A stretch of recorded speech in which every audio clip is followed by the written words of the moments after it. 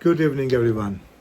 आज की हमारी इस वीडियो का जो टॉपिक है वो है EUSS एप्लीकेशंस। EUSS एप्लीकेशंस जैसा कि आप लोग जानते हैं कि यूरोपियन जो रेजिडेंट्स थे उनकी बेसिस के ऊपर जो एप्लीकेशंस फाइल की जाती हैं उसके लिए ये एक स्पॉन्सर का रोल प्ले करते हैं। जो भी यूरोपियन रेजिडेंट्स या नेशनल्स हैं, अगर वो अपने किसी भी फैमिली मेम्बर्स को यूके में एप्लीकेशन फ़ाइल करना चाहते हैं उनके लिए एज देयर डिपेंडेंट्स, तो उसके लिए यूएसएस की एप्लीकेशन कैटेगरी जो है वो अप्लाई होगी। इसके अलावा जो यूरोपियन नेशनल्स हैं वो अगर उनको ख़ुद यूके में आकर रहना है और काम करना है तो ब्रेग्जिट के बाद उनके लिए भी यूके में आके ये प्री सेटल स्टेटस और फिर सेटल स्टेटस लेना ज़रूरी है। जो डेडलाइन इसके लिए गवर्नमेंट ने जो सेट की थी वो थी 31 दिसंबर 2020। उसको बाद में एक्सटेंड किया गया और 30 जून 2021 तक उसको कर दिया गया। कोई भी एप्लीकेशंस अगर उस पीरियड के बीच में फ़ाइल की गई हैं, अगर आप यूके में अपने presence with in that time साबित कर देते हैं और अपना रिलेशनशिप और अपनी डिपेंडेंसी भी अगर उसमें साबित कर देते हैं तो ऑफ कोर्स आपकी वो एप्लीकेशन जो है वो एक्सेप्ट होने के चांसेस होते हैं depending on the merits of the case.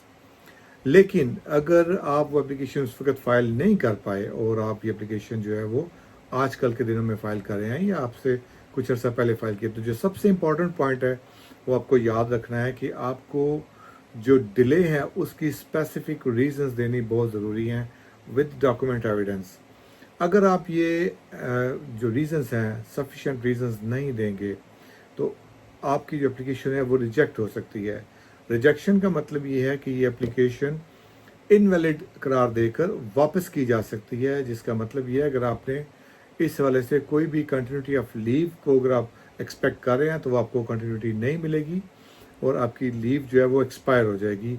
और अगर आपकी एप्लीकेशन 3, 4 या 5 महीने पेंडिंग रही है तो आपका ये सारा पीरियड जो है वो ओवर स्टेट काउंट हो सकता है। तो लिहाजा बहुत ध्यान के साथ जब ये एप्लीकेशन आप फाइल की करें तो आप उसमें ग्राउंड्स जो है वो बड़ी वैलिड दें। ग्राउंड्स में सबसे पहले मेन चीज़ें क्या आ जाती हैं, इसमें लैक ऑफ एबिलिटी है। फॉर एग्जांपल अगर आपकी मेंटल स्टेटस ऐसा नहीं था कि आप उस टाइम लाइन के अंदर एप्लीकेशन फाइल कर सकते।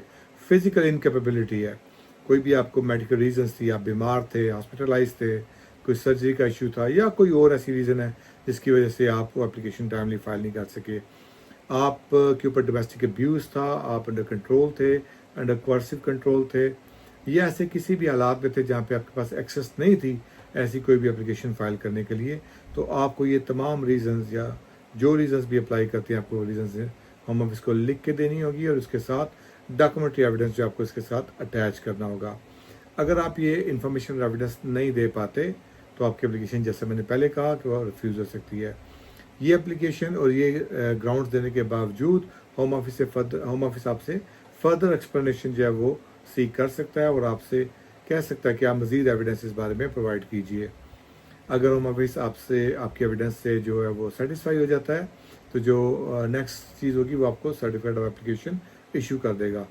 सर्टिफिकेट ऑफ एप्लीकेशन जो है वो ये इस्टेब्लिश करेगा कि आपके यूके के अंदर टेंटेटिवली राइट्स क्या हैं, यानी कि जब तक आपकी एप्लीकेशन ये पेंडिंग है इस दौरान में आपके यूके के अंदर क्या राइट्स हैं और क्या आप काम कर सकते हैं, नहीं कर सकते, रेजिडेंस ले सकते हैं या कोई आप ड्राइविंग लाइसेंस, बैंक अकाउंट वगैरह होल्ड कर सकते हैं, नहीं कर सकते।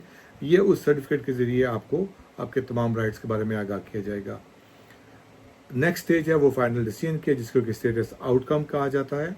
It may take up to 6 months to get that final decision. वहाँ द डिसीजन इज़ देयर, अगर आपका डिसीजन आपकी फेवर में है वाला आपके लिए अच्छी बात है, और अगर आपका डिसीजन आपके अगेंस्ट है तो मोस्ट लाइकली आपको अपील के राइट्स मिल सकते हैं। अगेन अपील आपको इन कंट्री 14 डेज और out of country 28 days time है।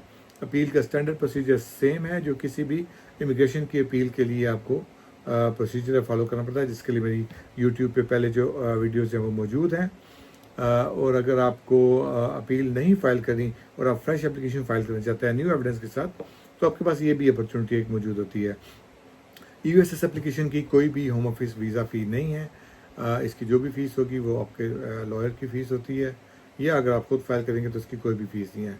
ऑनलाइन पोर्टल के जरिए एप्लीकेशन जो है अकाउंट क्रिएट करके एप्लीकेशन फ़ाइल की जा सकती है और ये आपके अकाउंट के ऊपर रहती हैं जब तक कि آپ اس کو ڈیلیٹ نہ کر دیں یا اپنا اکاؤنٹ جو ہے وہ کلوز نہ کر دیں. EUSS ویزا اپلیکیشن کی وجہ سے اگر آپ کے کوئی بھی کوشچنس ہو مجھے آپ ضرور کمنٹ میں لکھیے, میں کوشش کروں گا آپ کو جواب دینے کے لیے. ملتے ہیں اگلی ویڈیو میں, تب تک کے لیے اللہ حافظ.